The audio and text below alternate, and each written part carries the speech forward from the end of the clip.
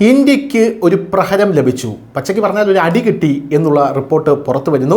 നമ്മുടെ രാജ്യമെന്ന് പറയുന്നത് എപ്പോഴും എല്ലായിടത്തും നമ്മുടെ രാജ്യങ്ങൾ നടത്തുന്ന പ്രവർത്തനങ്ങൾ വിജയിക്കണമെന്നില്ല. പക്ഷേ ഇപ്പോൾ ഈ അടി തന്നിരിക്കുന്നത് റഷ്യയാണ് എന്നുള്ളതാണ് പ്രധാനപ്പെട്ട കാര്യം എന്ന് പറയുന്നത്. ഇത് ഇന്ത്യ എങ്ങനെ എടുക്കും, അല്ലെങ്കിൽ എങ്ങനെ കാണും, അല്ലെങ്കിൽ ഈ പ്രവർത്തനം റഷ്യ ഇന്ത്യയെ അറിയിച്ചിട്ടുണ്ടോ എന്നുള്ളതിലൊന്നും വ്യക്തത വന്നിട്ടില്ല.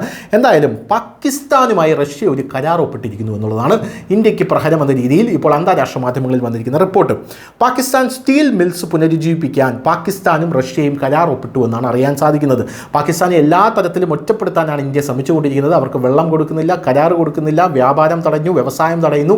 അങ്ങനെ സകല ലോകരാജ്യങ്ങളിലോടും അവരോട് സഹകരിക്കരുത് എന്ന് ഇന്ത്യ പറയുന്നു. കാരണം ഇന്ത്യക്ക് വലിയ തലവേദനയാണ്, ലോകത്തിന് വലിയ തലവേദനയാണ്, ടെററിസ്റ്റുകളെ ഉൽപ്പാദിപ്പിച്ച് കയറ്റി അയക്കുന്ന ഒരു രാജ്യമാണ്. അങ്ങനെയുള്ളൊരു രാജ്യവുമായി റഷ്യ, ഇന്ത്യയുടെ ഉറ്റ സുഹൃത്ത്, കരാറിൽ ഏർപ്പെടുമ്പോൾ ഇന്ത്യ അതിനെ എങ്ങനെ കാണുമെന്ന് നമുക്കറിയണം. റഷ്യ ഒടുവിൽ പാകിസ്ഥാനുമായി ഒരു പ്രധാന വ്യാപാര കരാറിലാണ് ഒപ്പുവെച്ചിരിക്കുന്നത്. മാസങ്ങളായി ഇതിനെക്കുറിച്ച് ഊഹാപോഹങ്ങൾ ഉണ്ടായിരുന്നു. ഇപ്പോൾ വെള്ളിയാഴ്ച പാകിസ്ഥാനും റഷ്യയും സംയുക്തമായി കരാർ പ്രഖ്യാപിച്ചു. അതനുസരിച്ച് കറാച്ചിയിൽ ഒരു അത്യാധുനിക സ്റ്റീൽ മില്ല് സ്ഥാപിക്കും. ഇരു രാജ്യങ്ങളും തമ്മിലുള്ള സാമ്പത്തിക വ്യാവസായിക സഹകരണത്തിൻ്റെ ഒരു പുതിയ യുഗത്തിൻ്റെ തുടക്കമായിട്ടാണ് ഈ പദ്ധതിയെ കാണുന്നത്. ഈ കരാർ പാകിസ്ഥാൻ്റെ സമ്പദ് വ്യവസ്ഥയ്ക്ക് കോടിക്കണക്കിന് രൂപയുടെ നേട്ടം നൽകുമെന്നാണ് പ്രതീക്ഷിക്കപ്പെടുന്നത്.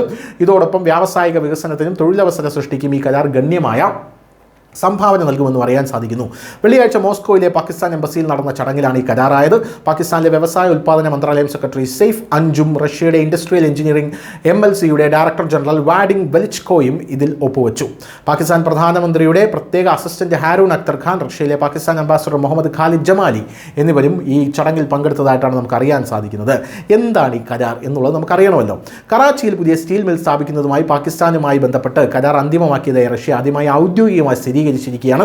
വളരെ കാലമായി സാമ്പത്തിക മാനേജ്മെന്റ് വെല്ലുവിളികൾ നേരിടുന്ന പാകിസ്ഥാൻ സ്റ്റീൽ മിൽസിന്റെ പുനരധിവാസത്തിന്റെയും ആധുനികവൽക്കരണത്തിന്റെ ഭാഗമായിട്ടാണ് ഈ പദ്ധതി ഉണ്ടാക്കിയിരിക്കുന്നത്.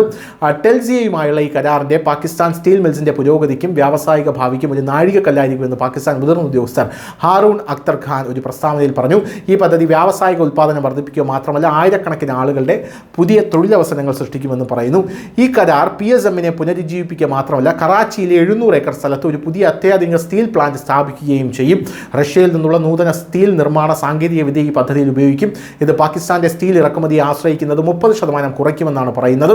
പാകിസ്ഥാൻ പ്രതിവർഷം ഏകദേശം $2.7 ബില്യൺ സ്റ്റീലും ഇരുമ്പും ഇറക്കുമതി ചെയ്യുന്നു. കൂടാതെ രാജ്യത്തിന്റെ സ്റ്റീൽ ആവശ്യകതയ്ക്ക് വിതരണത്തിന്റെ 3.1 ദശലക്ഷം ടൺ വ്യത്യാസമുണ്ട്. പുതിയ പ്ലാന്റ് ഇറക്കുമതി ബിൽ കുറയ്ക്കുക മാത്രമല്ല പ്രാദേശിക തൊഴിലവസരങ്ങൾ വർദ്ധിപ്പിക്കുകയും ചെയ്യുമെന്നാണ് അറിയാൻ സാധിക്കുന്നത്.